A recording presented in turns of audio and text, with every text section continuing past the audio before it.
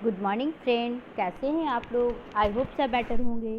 तो दोस्तों, आज मैं आप लोगों के लिए क्लास 10th का सैम्पल पेपर, हिंदी की सैम्पल पेपर लेके आई हूँ, क्योंकि अब आप लोगों का एग्ज़ाम, तो मैं आप लोगों को सैम्पल पेपर प्रोवाइड करा रही हूँ, जिससे आप लोग अपने एग्ज़ाम की तैयारी बहुत ही अच्छे तरीके से कर सकते हैं। मैं आप लोग को हर सब्जेक्ट का दोस्तों सैम्पल पेपर दूंगी। इससे आप लोग अपनी प्रैक्टिस कीजिए और अपनी स्कोर देखिए कि आपके हर सब्जेक्ट में कितने स्कोर बन रहे हैं। जो मैं प्रैक्टिस पेपर दे रही हूँ ये बिल्कुल आपके एग्ज़ाम के पैटर्न पर आधारित है। ऐसा नहीं है कि मैं आपको कोई भी फालतू सा सैम्पल पेपर दे दूँ कि नहीं मतलब आप इसको कर लो और अच्छे नंबर ले आओगे। ऐसा नहीं है, मैं वो सैम्पल पेपर प्रोवाइड करा रही हूँ जो इस साल आने वाला है और आने की संभावना है।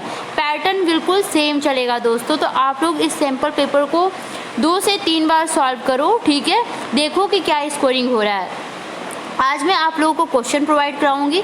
अगर आप लोग नेक्स्ट वीडियो में चाहते हैं कि मैं आप लोगों को आंसर शीट भी प्रोवाइड कराऊं तो आप लोग कमेंट करके बता दीजिएगा, या फिर मैं नेक्स्ट वीडियो में इसके आंसर शीट भी अपलोड कर दूंगी, ठीक है दोस्तों। तो चलिए, आज का क्वेश्चन है आपका जी बिल्कुल जैसा कि आप लोगों का गवर्नमेंट में पेपर बनेगा वही है। 3 घंटे का टाइमिंग, स्कोर आपका 80 का है, ठीक है।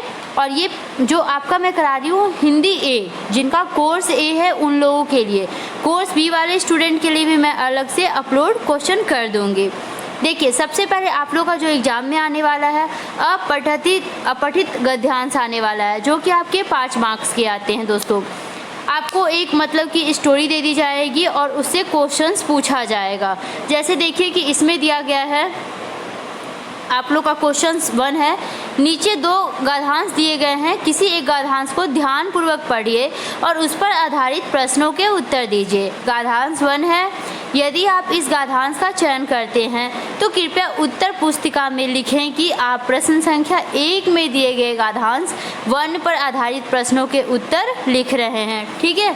तो देखिए, सबसे पहले एक स्टोरी दी जाती है दोस्तों।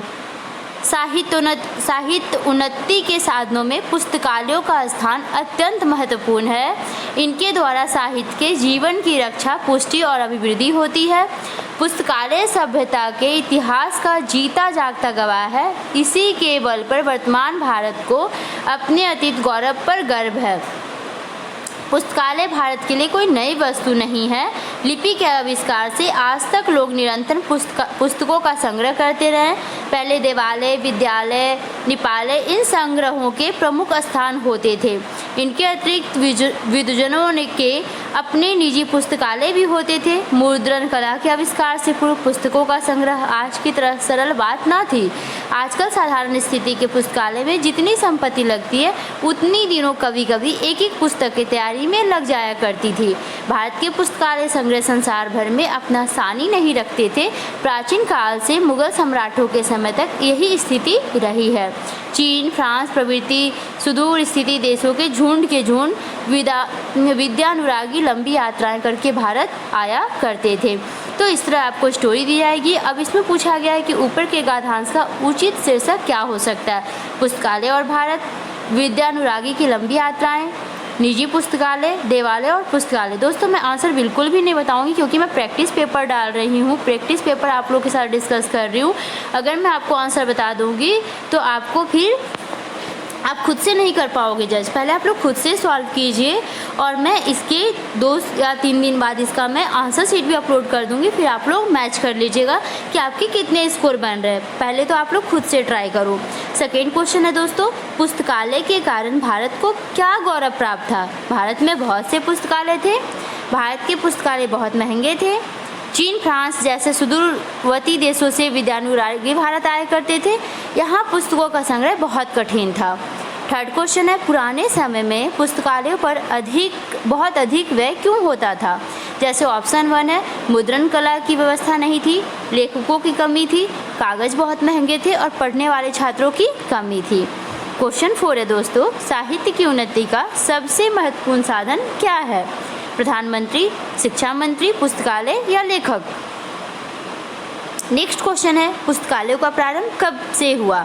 देश की आज़ादी के बाद, मुगल सम्राटों के समय से, लिपि के आविष्कार के समय से, या 1845 से। अब आप देख लेना कि इसमें करेक्ट आंसर कौन सा है। इसी तरह से आपका गद्यांश सेकेंड भी है। जैसे इसमें दिया हुआ है, हमारी हिंदी सजीव भाषा है, इसी कारण इसने अरबी, फारसी आदि के संपर्क में आकर इनके तो शब्द ग्रहण किए ही, अब अंग्रेज के शब्द ग्रहण किम करती जा रही है। इसे दोष नहीं गुण ही समझना चाहिए, क्योंकि अपनी इस ग्रहण शक्ति से हिंदी अपनी वृद्धि कर रही है, हास नहीं। जो जो इसका प्रचार बढ़ेगा त्यों त्यों इनमें नए शब्द का आगमन होता जाएगा। क्या भाषा की विशुद्धता की किसी भी पक्षपाती में यह शक्ति है कि वह विभिन्न जातियों के पारस्परिक संबंधों को ना होने दे अथवा भाषाओं की समृद्ध सम्मिश्रण क्रिया में रुकावट पैदा कर दे?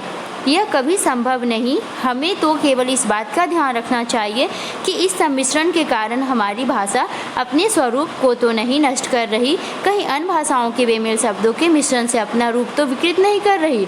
अभिप्राय यह है कि दूसरी भाषाओं के शब्द, मुहावरे आदि ग्रहण करने पर हिंदी ही बनी रही है या नहीं, बिगड़ कर कहीं वह कुछ और तो नहीं होती जा रही। अब इसमें क्वेश्चन है, इस अवतरण का उचित शीर्षक क्या हो सकता है? ओके, तो इसमें मिश्रित भाषा है, सजीव भाषा है, हिंदी और फारसी है, और हिंदी का महात्म्य है। तो आप देख लीजिए कि आपका करेक्ट आंसर क्या है। नेक्स्ट क्वेश्चन है दोस्तों, हिंदी भाषा की वह कौन सी विशेषता है जिसे लेखक ने गुण माना है? दोष नहीं। दूसरी भाषाओं के शब्द ग्रहण ना कर पाना, दूसरी भाषाओं के शब्द ग्रहण कर लेना, हिंदी का प्रचार करना और भाषाओं के सम्मिश्रण में रुकावट पैदा करना। थर्ड है दोस्तों आपके क्वेश्चंस, हिंदी में नए शब्दों को अपनाते समय किस बात को ध्यान रखना चाहिए? हिंदी का अपना स्वरूप विकृत ना हो, सही अर्थ प्राप्त हो, वह शब्द पढ़ा जा सके, वह शब्द दूसरी भाषा का ना हो। सजीव भाषा से तात्पर्य है समय के साथ यह अन्य भाषाओं के शब्दों का ग्रहण कर लेती है, इसका प्रचार होता रहता है, इसमें पक्षपात की शक्ति है और यह अन्य भाषाओं के बेमेल शब्दों को ग्रहण कर लेती है। विशुद्धता शब्द में प्रयुक्त उपसर्ग, प्रत्यय और मूल शब्द छांटिए। वि प्लस शुद्ध प्लस ता, विशुद्ध प्लस ता, वि प्लस शुद्धता और विशु प्लस धाता। तो अब देख लीजिए कि इनमें से आपका कौन सा करेक्ट आंसर है दोस्तों। अब देखिए क्वेश्चन सेकेंड है, ये भी 5 मार्क्स के हैं। क्वेश्चन से नीचे 2 पाठांश दिए गए हैं, किसी एक पाठांश को ध्यानपूर्वक पढ़िए और उस पर आधारित प्रश्न के उत्तर दीजिए। ठीक है, यदि आप इस पाठांश का चयन करते हैं तो कृपया उत्तर पुस्तिका में लिखें कि आप प्रश्न संख्या 2 में पाठांश 1 पर आधारित प्रश्नों के उत्तर लिख रहे हैं। मतलब 2 दिया जाएगा, 2 में आपको 1 अटेम्प्ट करना होता है। ओ निराशा तू बता क्या चाहती है, मैं कठिन तूफान कितने झेल आया, मैं रुदन के पास हंस हंस खेल आया, मृत्यु सागर तीर पर पद चिन्ह रख कर मैं अमरता का नया संदेश लाया, आज तू किसको डराना चाहता है, ओ निराशा तू बता क्या चाहती है, भूल क्या देखूं चरण जब उठ चुके हैं, हार कैसी हौसले जब बढ़ चुके हैं, तेज मेरी चाल आंधी क्या करेगी, आग में मेरे मनोरथ तप चुके हैं, आज तू किससे लिपटना चाहती है, चाहता हूँ मैं कि नवथल को हिला दूँ और रस की धार सबको जग को पिला दूँ, चाहता हूँ पग परले गति से मिलाकर आह की आवाज़ पर मैं आग रख दूँ, आज तू किसको जलाना चाहती है, वह निराशा तू बताकर क्या चाहती है। निम्नलिखित में से निर्देशानुसार सबसे उचित विकल्पों का चयन कीजिए। सबसे पहले क्वेश्चन है, निराशा किसे डराना चाहती है, साहसी कवि को, मननशील पाठक को, जुझारू वीरों को या निराशा व्यक्ति को। सेकेंड क्वेश्चन है दोस्तों, कवि क्या चाहता है, विश्व में प्रलय, इच्छाओं की पूर्ति, संसार में क्रांति और असीमित अधिकार। ठीक है, तो ये आपके क्वेश्चंस हैं जिसमें आपको आंसर्स देखने की क्या आपके करेक्ट है। आपका थर्ड क्वेश्चन है दोस्तों, कवि निराशा को ललकारते हुए अपने बारे में बता रहा है कि वह परेशानियों से पराजित हुआ है, वह तूफानों से डरा है, उसको दुखों ने रुलाया है, वह अमरता संदेश लेकर आया है। नेक्स्ट क्वेश्चन है, कवि का मुख्य संदेश है वीरता, अमरता, क्रांतिकारिता और आशावादिता। नेक्स्ट क्वेश्चन है दोस्तों, मृत्यु सागर में प्रयुक्त अलंकार है श्लेष, उत्प्रेक्षा, रूपक और उपमा। अब देखिए, या तो आप पाठांश 1 करेंगे या सेकंड करेंगे। चलिए सेकंड का भी क्वेश्चन रीड कर लेते हैं। वह आता 2 टूक कलेजे के करता, पछताता पथ पर आता, पीठ पीठ दोनों मिलकर है एक, चल रहा ल कुटिया टेक, मुट्ठी वरदाने को भूख मिटाने को, मुँह फटी पुरानी झोली का फुलाता, दो टूक कलेजे के करता पछताता पथ पर आता। साथ दो बच्चे भी हैं सदा हाथ फैलाए, बाएं से वे मलते हुए पेट को चलते और दाहिना दया दृष्टि पानी की ओर बढ़ाएं। भूख से सूख ओठ जब जाते, दाता भाग्य विधाता से क्या पाते। घूट आंसुओं के पी कर रह जाते, चाट रहे झूठी पत्थर हुए सभी सड़क पर खड़े हुए, और झपट लेने को उनसे कुत्ते भी हैं अरे हुए। निम्नलिखित में से निर्देशानुसार सबसे उचित विकल्पों का चयन करें।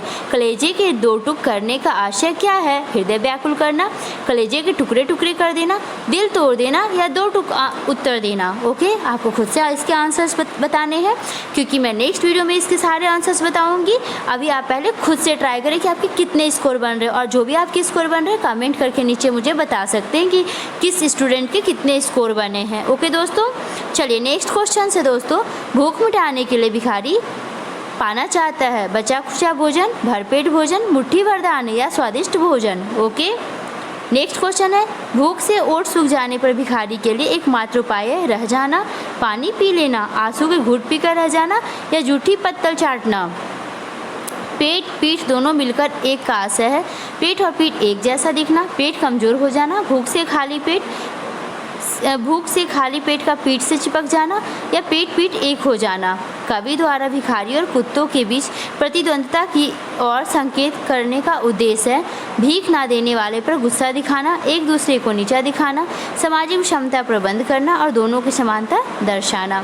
निम्नलिखित 5 में से किन्हीं 4 प्रश्नों के उत्तर दें। गाय ने बच्चे को दूध पिलाया, रचना के आधार पर यह वाक्य है।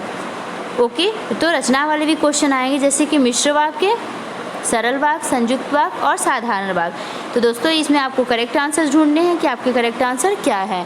नेक्स्ट क्वेश्चन है, दादाजी चाहते थे कि मैं शिक्षक बनूं। इसका सरल वाक्य में रूपांतरण है।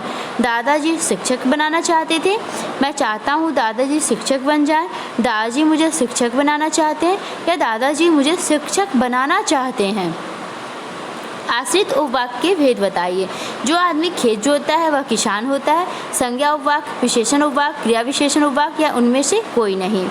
इनमें से संयुक्त वाक्य का उदाहरण, वे टिकट यात्री रेलगाड़ी से उतर जाए, सिपाही ने उस व्यक्ति को पीठ जो चोर था, गायक ने सुंदर गाना प्रस्तुत किया, बच्चों ने नाश्ता किया और विद्यालय गए। ठीक है, तो इसमें से आपको संयुक्त वाक्य का उदाहरण बताना है। नेक्स्ट क्वेश्चन से निम्नलिखित में से मिश्र वाक्य है। सिपाही ने चोर को देखा और पकड़ने दौड़ा। हरीश नौकरी करना चाहता है, जो प्रथम आएगा वह पुरस्कार पाएगा। मोबाइल फ़ोन गिरा और टूट गया। तो इनमें से आपको करेक्ट आंसर्स बताने हैं दोस्तों। अब है नेक्स्ट क्वेश्चन से क्वेश्चन नंबर 4। निम्नलिखित 5 प्रश्नों में से किन्हीं 4 के उत्तर दें। रजत ने अंग्रेजी अखबार नहीं पढ़ा जाता। इस वाक्य का वाच्य बताना है। कृतवाच्य, क्रमवाच्य, भाववाच्य या अपादानवाच्य। ठीक है, कर्मवाच्य वाला वाक्य छाटिए। प्रधानमंत्री के द्वारा पुरस्कार दिया गया। मैं गा नहीं सकता, रवि पत्र नहीं लिख सकता, मरीज से बिस्तर से उठा नहीं जाता। नेक्स्ट क्वेश्चन है, वसंत लता द्वारा गीत गाए। इस वाक्य को कृतवाच्य में बदलिए। बसंत लता गीत गाना जानती है, बसंत लता ने गीत गाए, बसंत लता ने गीत गुनगुनाए, और बसंत लता गीत गाओ।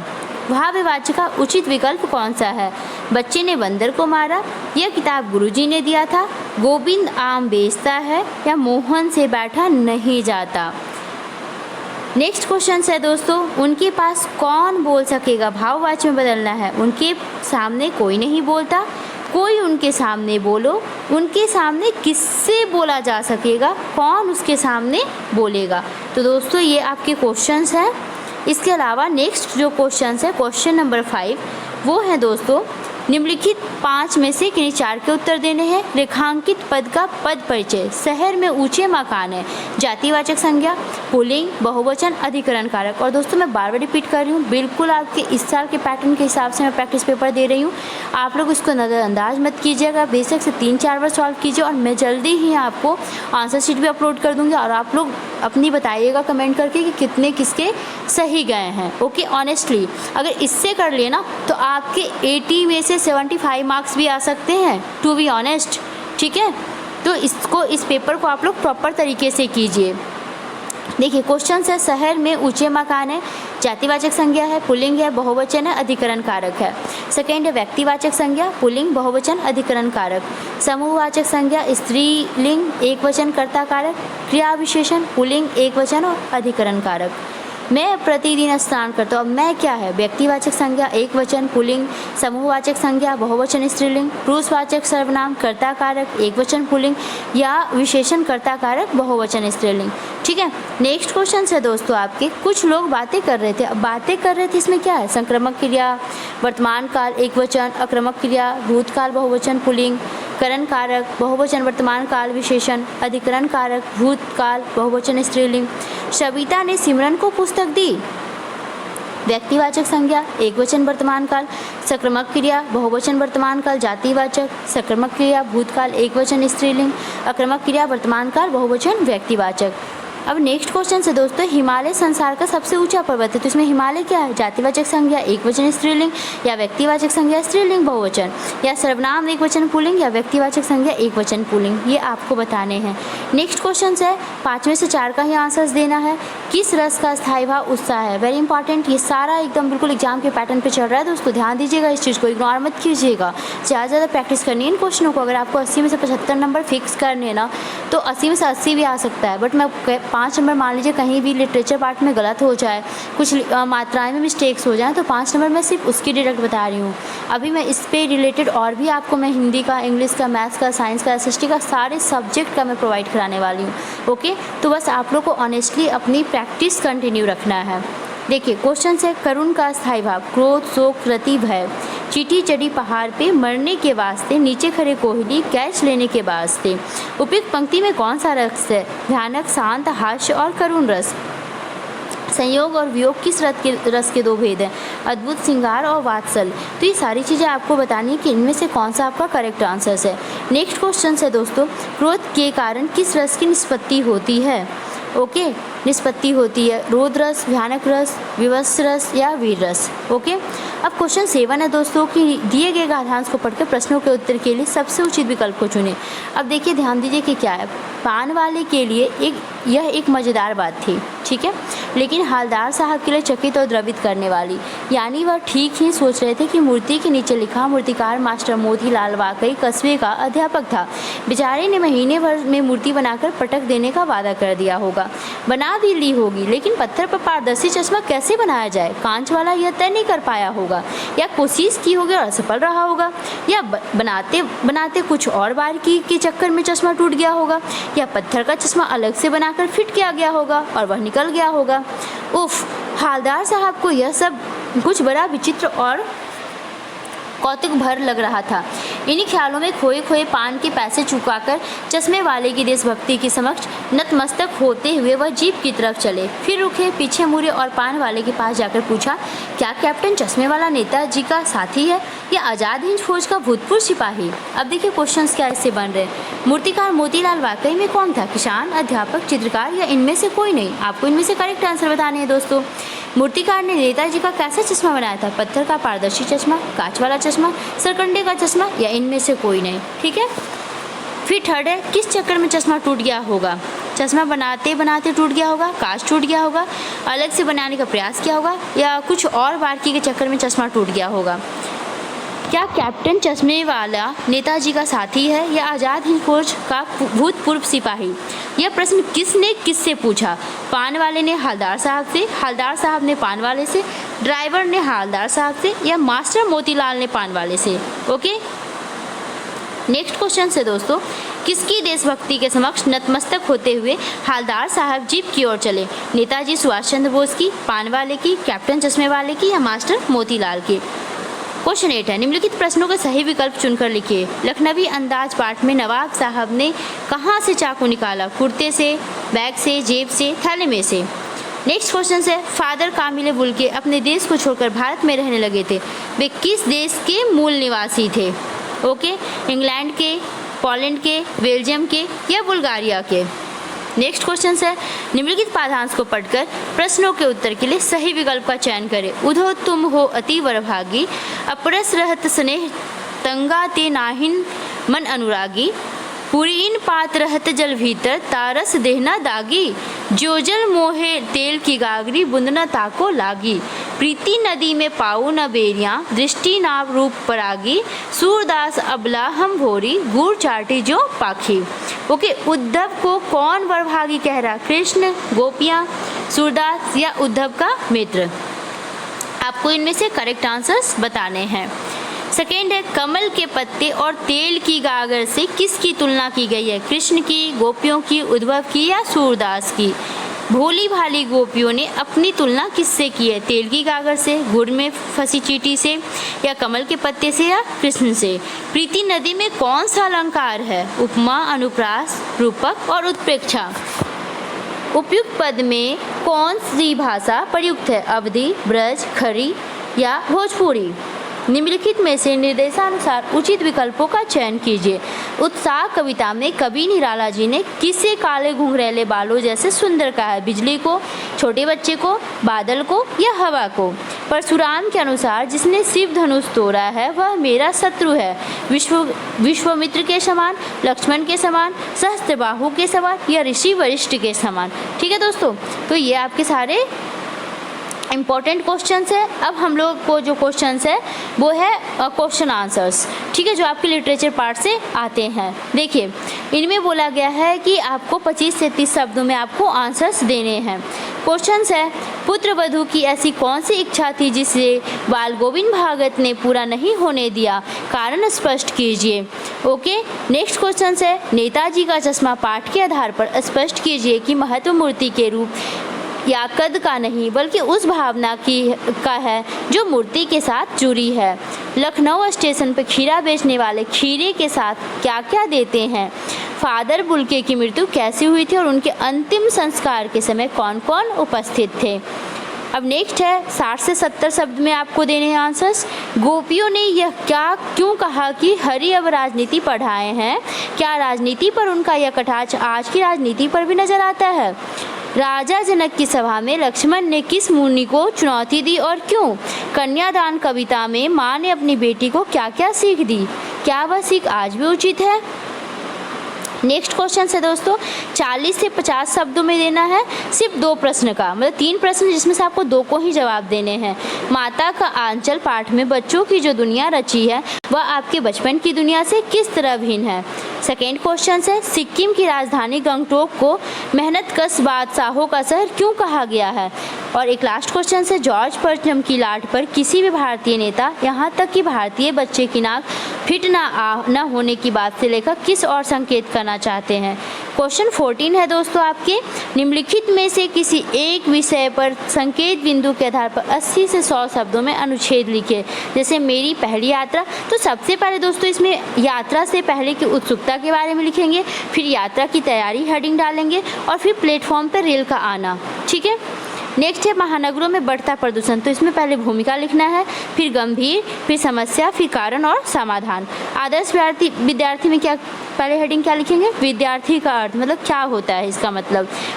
आदर्श विद्यार्थी के लक्षण और दिनचर्या और उसके गुण के बारे में पहले आपको लिखना है, मतलब सबको हेडिंग डालेंगे फिर उसके बारे में आपको लिखना है।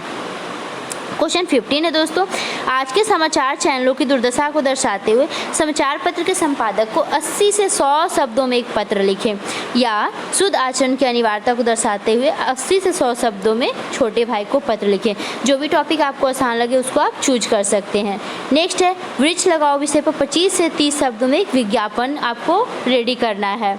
सेरा कंपनी के कंबल के लिए एक आकर्षण विज्ञापन 25 से 30 शब्द में, मतलब दोनों में जो आपको आसान लगे वो आप कर सकते हैं। 17 क्वेश्चन से आपके बड़े भाई ने एक नया घर खरीदा और उनको 30 से 40 शब्दों में एक बधाई संदेश लिखें, या आपके मित्र के पिता की मृत्यु कार दुर्घटना में हो गई, 30 से 40 शब्दों में मित्र को एक शोक संदेश लिखें। तो दोस्तों ये सारे क्वेश्चंस हैं जिसको आपको प्रैक्टिस करना है और आपको अपने स्कोर्स बताने। अगर इस पैटर्न पे आप बार बार प्रैक्टिस करेंगे तो आपका स्कोरिंग 80 में 75 मतलब आएगा ही आएगा, इसकी तो मैं आपको गारंटी दे रही हूँ, बट आपको ईमानदारी से इसकी प्रैक्टिस करनी है। ओके दोस्तों, और नेक्स्ट वीडियो में मैं आपको इसका आंसर शीट भी प्रोवाइड करा दूंगी। पहले आप लोग खुद से मतलब कीजिए, देखिए कितने किसके स्कोर हो रहे हैं, कमेंट करके बताइए, फिर मैं इसके आंसर शीट आप लोग को दे दूँगी ताकि आप लोग को सारी रीजन प्रॉपर तरीके से पता चल सके किसकी कहाँ पर गलती हो रही है। ओके दोस्तों।